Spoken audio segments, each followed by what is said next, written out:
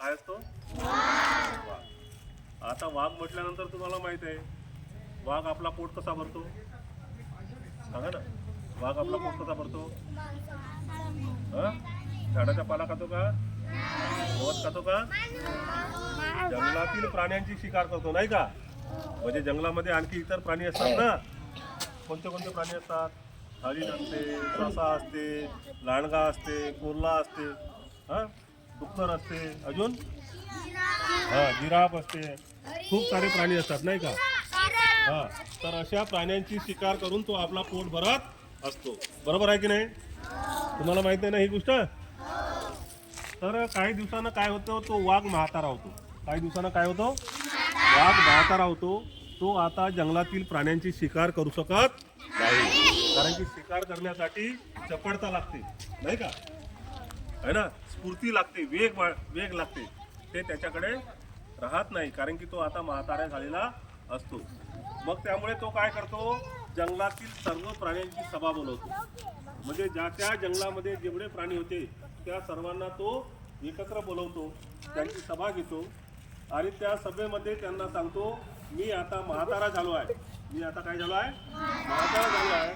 त्याच्यामुळे मी आता शिकार करू शकणार नाही, परंतु रोज एक प्राणी माझ्या गुहेमध्ये तुम्हाला पाठवायचा आहे किंवा यायचा आहे. आता कोणता प्राणी कधी येईल ते तुम्हाला ठरवायचं आहे.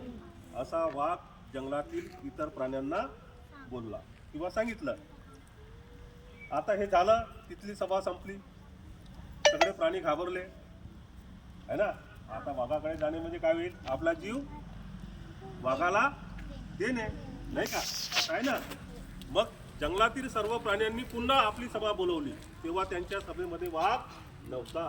त्यांच्या सभेमध्ये वाघ होता का? नव्हता. वाघ सोडून सर्व प्राणी त्या सभेमध्ये होते.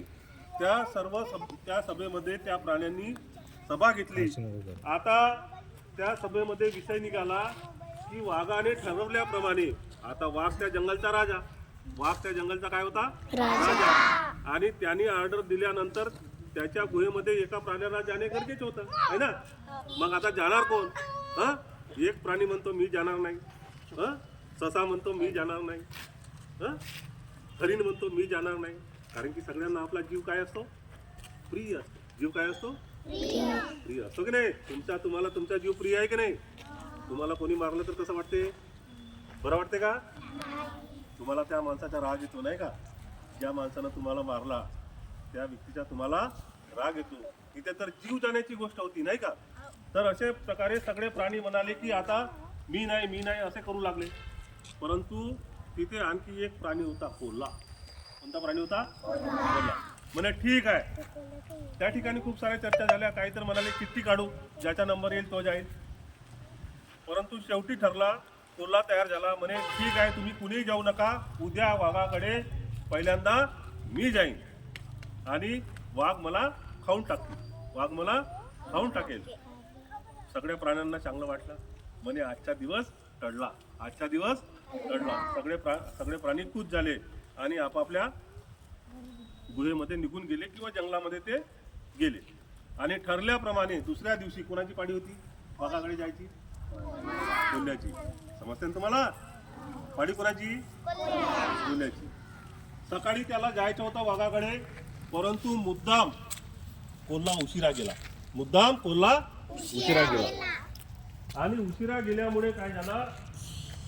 वाघ त्याच्यावर चिडला. म्हणे काय रे म्हणे, तू वेळेवर का पोहोचला नाहीस? एवढा उशीर का केला? तर कोल्हा त्याला म्हणतो, वाघोबा मी वेळेवरच निघालो होतो, परंतु मध्येच एक दुसरा वाघ मला भेटला आणि त्यांना मला अडवला आणि त्याच्यामुळे मला यायला इथे उशीर झाला. वाघाला आणखी राग आला. म्हणे मी ह्या जंगलचा राजा एकच आहे, दुसरा वाघ कुठून आला? म्हणे वाघोबा म्हणे तिकडे एक विहीर आहे म्हणे, तिकडेच तो लपून बसलेला आहे म्हणे असा का? म्हणे चल म्हणे. कोल्हा समोर, वाघ त्याच्या मागे. कोल्ह्यानं जंगलातील एका विहिरीवर त्या वाघाला नेला आणि त्या कोल्ह्याला म्हणाले, कोल्हा वाघोबाला म्हणाला, काय म्हणाला? वाघोबा तो दुसरा वाघ ह्या विहिरीतच दडून बसलेला कुठं आहे म्हणून तो वाघ त्या विहिरीमध्ये वाकून पाहू लागला. आता विहिरीमध्ये तो वाकून पाहिजे, विहिरीमध्ये पाणी होता. तर विहिरीमध्ये वाकून पाहिल्यावर काय दिसते? आपली सावली दिसते ना, दिसते का नाही? तर वाघाची सावली त्या पाण्यामध्ये, विहिरीच्या पाण्यात पडली आणि वाघ त्या पाण्यामध्ये दिसू लागला. कोल्हा म्हणतो, तो बघा म्हणतो, वाघ आतमध्ये दडलेला आहे. वाघानं काही विचार केला नाही आणि विहिरीमध्ये उडी मारली.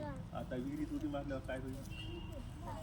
हा, वाघोबा जिवंत राहील का? आणि विहिरीत उडी मारल्यामुळे तो वाघोबा त्या विहिरीमध्ये मरण पावला आणि कोल्हा उड्या मारत जंगलामध्ये गेला आणि सगळ्या प्राण्यांना त्यांनी सांगितलं. काय सांगितलं?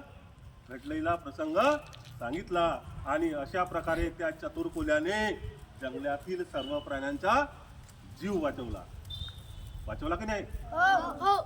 तर कधी कधी म्हणजे सक्तीपेक्षा युक्ती महत्वाची असते. आता कोल्हा त्या परस्पर वाघाला मारू शकत होता का? नाही. परंतु त्याने युक्तीनं त्या वाघाला मारलं की नाही? त्यांनी प्रत्यक्ष मारलं नाही, परंतु डाव खेळला. काय खेळला? डाव खेळला आणि अशा प्रकारे जंगलातील सर्व प्राण्यांचा जीव वाचवला. हे आपल्याला ह्या कथेतून समजून घ्यायचं आहे. तर कशी वाटली तुम्हाला कथा?